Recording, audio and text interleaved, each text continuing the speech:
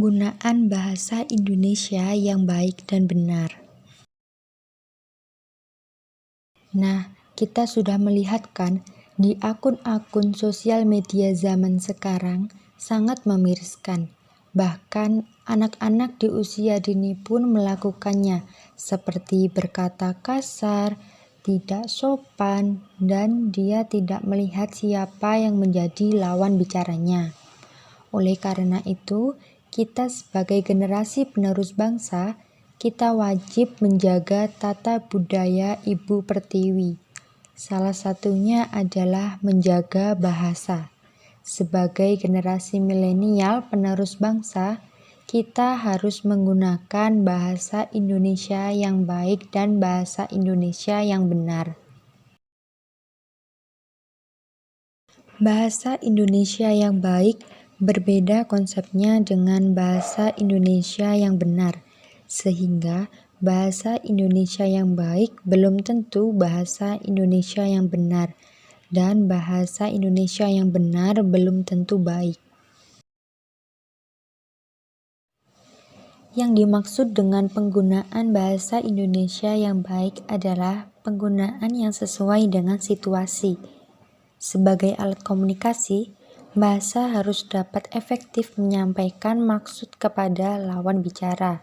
Karenanya, laras bahasa yang dipilih pun harus sesuai. Contoh bahasa Indonesia yang baik tetapi tidak benar adalah sebagai berikut. Misalnya, percakapan ini terjadi di kantin. Pembeli, "Bu, kopi 1, gulanya dikit aja." Penjual mengatakan, "Pakai susu?" Kemudian pembeli mengatakan, "Nggak usah." Ragam bahasa Indonesia yang baik cenderung menggunakan kosakata-kosakata yang tidak baku dan selalu meninggalkan imbuhan yang ada. Sekarang, penggunaan bahasa Indonesia yang benar adalah penggunaan bahasa Indonesia yang sesuai dengan kaidah bahasa Indonesia, baik dari segi pembentukan kata, kalimat, maupun penulisan ejaan berbahasa yang benar harus sesuai dengan kaidah bahasa atau kebakuan bahasa, baik kaidah untuk bahasa baku tertulis maupun bahasa baku lisan. Ciri ragam bahasa baku yang digunakan yaitu: yang pertama, penggunaan kaidah tata bahasa normatif, misalnya dengan penerapan pola kalimat yang baku.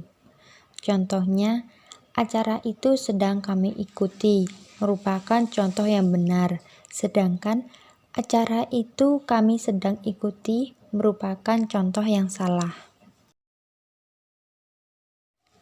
Yang kedua, penggunaan kata-kata baku.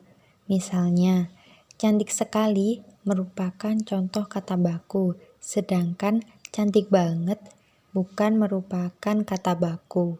Lalu, uang termasuk kata baku, dan duit bukan termasuk kata baku. Tidak mudah termasuk kata-kata baku, dan nggak mudah bukan termasuk kata-kata baku. Yang ketiga, penggunaan ejaan resmi dalam ragam tulis. Ejaan yang kini berlaku bahasa Indonesia adalah PUEBI atau Pedoman Umum Ejaan Bahasa Indonesia. Dan yang keempat adalah penggunaan lafal baku dalam ragam lisan. Meskipun saat ini belum ada lafal baku yang sudah ditetapkan, secara umum dapat dikatakan bahwa lafal baku adalah lafal yang bebas dari ciri-ciri lafal dialog setempat atau bahasa daerah. Misalnya, atap adalah yang benar dan atap merupakan yang salah. Habis adalah kata yang benar dan abis merupakan kata yang salah. Dan yang terakhir adalah penggunaan kalimat secara efektif. di luar pendapat umum yang mengatakan bahwa bahasa Indonesia itu bertele-tele. Bahasa baku sebenarnya mengharuskan komunikasi efektif, yaitu pesan pembicara atau penulis harus diterima oleh pendengar.